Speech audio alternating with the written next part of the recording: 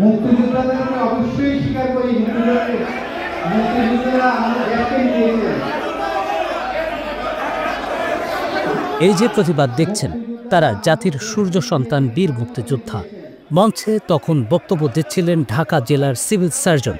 জুলাই অভ্যুত্থানকে মহান মুক্তিযুদ্ধের সঙ্গে তুলনা করে বক্তব্য দেওয়ায় বীর মুক্তিযোদ্ধারা ফুঁসে ওঠেন।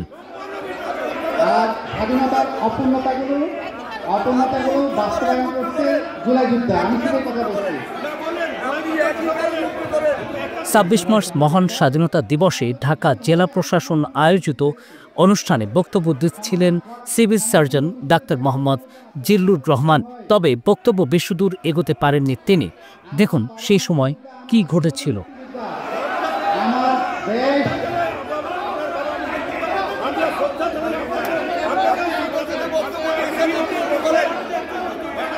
আচ্ছা দুঃখিত, আমি যদি ভুল বলে থাকি দুঃখিত, নিজের অজান্তে যদি ভুল বলে থাকি দুঃখিত।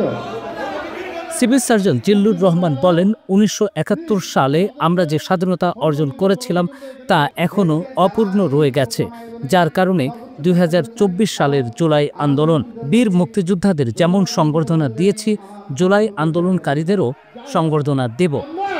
মুক্তিযুদ্ধের কথাই বলবো, আর আমরা ওইখানে যাব না, এই বলে ধন্যবাদ। জিল্লুর রহমান আরও বলেন, যে দুই কারণে ১৯৭১ সালে স্বাধীনতার যুদ্ধ হয়েছিল, একই কারণে ২০২৪-এ যুদ্ধ হয়েছে। তার এই বক্তব্যের মধ্যেই প্রতিবাদী আওয়াজ উঠান বীর মুক্তিযোদ্ধারা।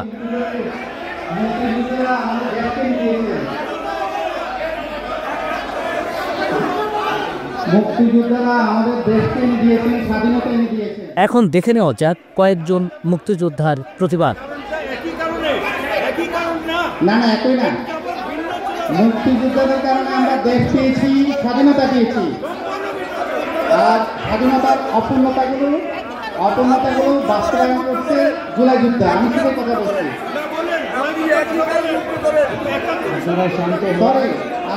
মুক্তিযোদ্ধাদের তীব্র প্রতিবাদের মুখে ক্ষমা চাইতে বাধ্য হন সিভিল সার্জন জিল্লুর রহমান। তিনি তার বক্তব্য সংক্ষিপ্ত করে মঞ্চ থেকে নেমে যান।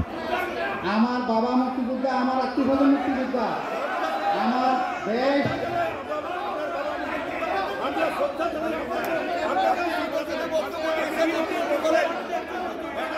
আচ্ছা দুঃখিত, আমি যদি ভুল বলে থাকি দুঃখিত, নিজের অজান্তে যদি ভুল বলে থাকি দুঃখিত। মুক্তিযোদ্ধা ভাইরা প্লিজ আমাদেরকে সম্মানিত করার জন্য এখানে ডেকেছে।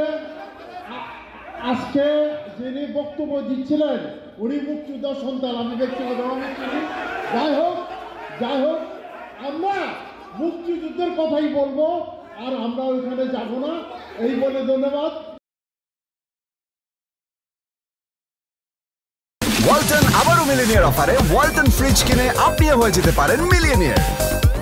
মিলিনিয়ার ছড়াছড়ি দেশ জুড়ে, এটা শুধু ওয়ালটনই পারে।